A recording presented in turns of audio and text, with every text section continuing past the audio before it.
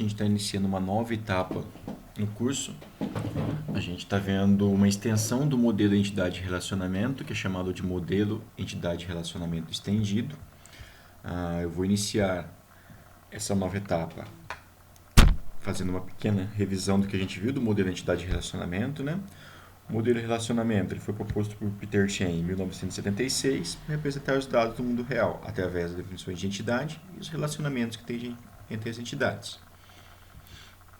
Composto por 3 elementos, como nós sabemos: entidades, relacionamentos e os atributos que podem existir tanto nas entidades ou quando ocorrer o relacionamento entre duas entidades. As entidades nós vimos que são objetos do mundo real que possuem características, como, por exemplo, vou pegar uma pessoa, ela possui um nome, um CPF, um RG, e nós temos dois tipos de entidades: entidades fortes e entidades fracas. Relacionamentos. Existem vários tipos de relacionamentos, um para N, N para N. Por exemplo, um funcionário gerenciando um único departamento e um departamento sendo gerenciado por um único funcionário. No outro aqui a gente tem um exemplo de relacionamento 1 para N, onde a gente tem que nenhum departamento, se eu pegar um departamento específico, existem vários funcionários trabalhando nele, então N funcionários. Se eu pegar um funcionário, ele trabalha em um único departamento. Por fim, um funcionário ele pode participar em vários projetos, e se eu pegar um projeto especificamente, ele pode ter vários funcionários participando nele, certo? E aqui são os atributos, né? Os principais atributos que nós vimos: o atributo simples, o atributo composto, no caso de nome, então o atributo ou é simples ou ele é composto. O atributo monovalorado, que ele tem só um valor para cada elemento da entidade, ou multivalorado, que é pegar um elemento, ele pode ter vários valores para aquele atributo específico. Por fim, o atributo chave, né, que vai ser o chave primária, que a gente vai estar vendo mais para frente, que é o que identifica cada elemento de forma única dentro do meu modelo. Agora, entrando no modelo entidade de relacionamento estendido.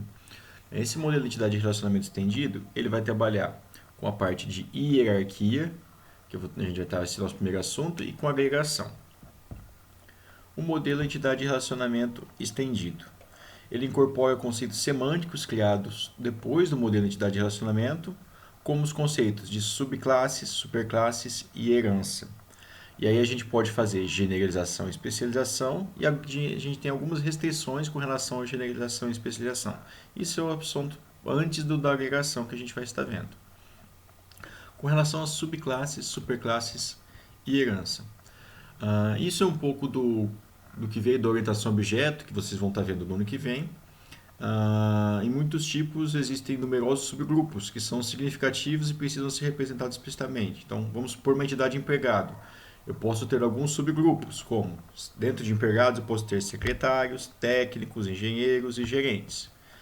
A minha subclasse, então, da classe empregado seria secretária, técnico, engenheiro e gerente. E minha superclasse seria empregado. Ok?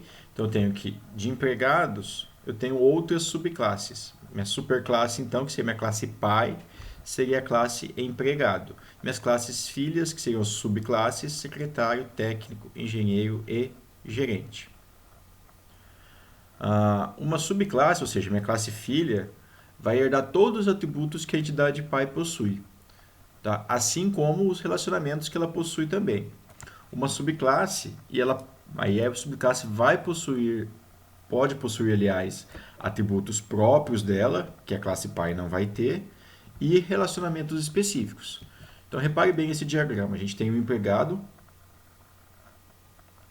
como sendo o meu empregado como sendo a superclasse, certo? Minha classe pai. E eu tenho secretário, técnico, engenheiro como subclasses, como classes filhas, assim como gerente, empregado salariado e empregadorista, certo? Então a gente tem essas como sendo subclasses e empregado com uma superclasse. Eu tenho que os atributos do empregado são herdados pelas subclasses. Ou seja, secretária possui todos os atributos que o empregado tem, mais o seu atributo específico, que no caso é velocidade de digitação, assim como o técnico, o engenheiro e o gerente. Tá? As subclasses vão herdar também todos os relacionamentos que o empregado possui. Aqui eu tenho o conceito de herança, tá? Esse é o conceito de herança, ou seja, as classes filhas, as subclasses herdam tudo que a minha classe pai, minha superclasse possui. As classes filhas, como eu tenho exemplo aqui de gerente e empregadorista, elas também possuem relacionamentos específicos, tá? Somente o gerente vai estar gerenciando um projeto, somente o empregadorista vai pertencer a um determinado sindicato, ok? Então aqui a gente tem uma representação geral de subclasse, superclasse e herança. Tá? Então tem 3 especializações de empregado: secretário, técnico, engenheiro, gerente, empregadorista e empregado assalariado. O processo de especialização é quando eu pego uma superclasse específica e eu vou definir subclasses a partir dela. Então, por exemplo, o empregado seria minha entidade superclasse, eu tenho secretário, engenheiro e técnico como subclasses. Aqui eu teria, por exemplo, nessa minha elipse, eu teria o empregado, cada um dos empregados. Note, tem algumas setinhas de empregado que são secretárias, no caso a E1, E4 e E5. Eu tenho a E7 e a E2 que são engenheiros. E a E3 e a E8 que são técnicos. Então eu tenho aqui que meus empregados foram especializados em subclasses menores. A generalização é o processo contrário. Eu tenho várias subclasses com atributos semelhantes e eu crio uma superclasse para ter armazenados só esses atributos semelhantes e as minhas subclasses vão ficar com seus atributos específicos. Tá? Então, note aqui que eu tenho aluno, professor e engenheiro. Cada uma dessas entidades elas possuem alguns atributos em comum, como, por exemplo, nome, idade, sexo e altura.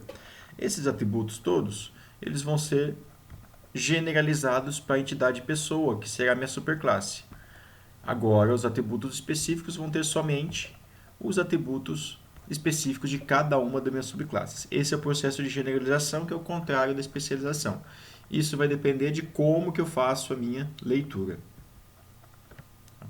Então, um aluno é uma pessoa, um professor é uma pessoa e um engenheiro é uma pessoa. Ok? Então, aqui a gente tem os principais elementos de hierarquia para o modelo entidade de relacionamento estendido, definido subclasses, superclasses, herança e generalização e especialização. Tá? No entanto, as hierarquias elas podem ter algumas restrições. Tá? O que é no caso, por exemplo, se minhas subclasses podem participar de mais de uma ocorrência das outras subclasses ao mesmo tempo ou não, se eu tenho todas as minhas subclasses representadas na hierarquia ou não. Então aqui a gente tem algumas restrições com relação à generalização / especialização. Então o que a gente vai ter? São o que a gente chama de restrições de generalização e especialização e a gente tem algumas propriedades de cobertura. Aqui nós temos 2 propriedades de cobertura. Ou vai ser disjunção e sobreposição, ou vai ser total e parcial. No caso da disjunção, eu tenho que uma subclasse não pode ser outra ao mesmo tempo. Então elas são disjuntas, são separadas. A sobreposição é quando eu pego uma subclasse, ela pode se encaixar em outra ao mesmo tempo. A total é quando eu tenho todas as minhas subclasses representadas para aquele modelo. E a parcial é quando falta alguma subclasse a estar representada.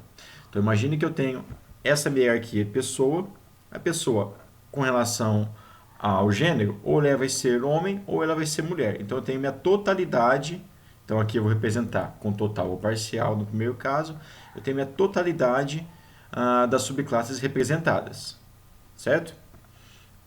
Então cobertura total se refere a se cada elemento da entidade é mapeado por pelo menos uma das entidades especializadas, das minhas subclasses. Na cobertura parcial é quando falta alguma. Então, embora aqui eu tenha o veículo, então eu tenho que o veículo foi dividido em carro ou bicicleta, mas eu tenho outros tipos de veículos. Então, minha cobertura nesse caso seria parcial, ok? Continuando, cobertura exclusiva. A cobertura de uma generalização é exclusiva ou disjunta, né? Então, se for representar com exclusiva é o Ezinho, e se for representar com disjunta é o Dzinho. Se cada elemento da entidade genérica, ou seja, da minha subclasse, é mapeado para no máximo um elemento. Ou seja, se eu pegar aqui, por exemplo, pessoa, ou ela vai ser homem ou ela vai ser mulher. Não pode ser os dois ao mesmo tempo. Então tem que minha cobertura é exclusiva ou desjunta, onde eu estou representando pelo meu D. Por fim, a sobreposição é quando pode um determinado elemento da entidade da superclasse pode ser mapeado em mais de uma subclasse. Então note aqui que um aluno, dependendo, ele pode ser um aluno de graduação e um aluno de pós-graduação ao mesmo tempo. Tá? Então a gente tem que a cobertura pode ser sobreposta. Tudo isso vai depender das regras de negócio. Tá? Então, por exemplo, aqui, propriedades de cobertura de generalização. Aqui eu tenho o veículo, né? A gente viu que o veículo nessa entidade pode ser parcial, né? Porque faltam outros veículos, e é exclusivo ou disjunto, porque um veículo ou vai ser um carro ou vai ser uma bicicleta, ou seja, ele não vai ser dois ao mesmo tempo. As notações que a gente tem possível. Se for total, combinando com a exclusiva ou disjunta e a sobreposta, e se for parcial, com a exclusiva ou disjunta e com a sobreposta.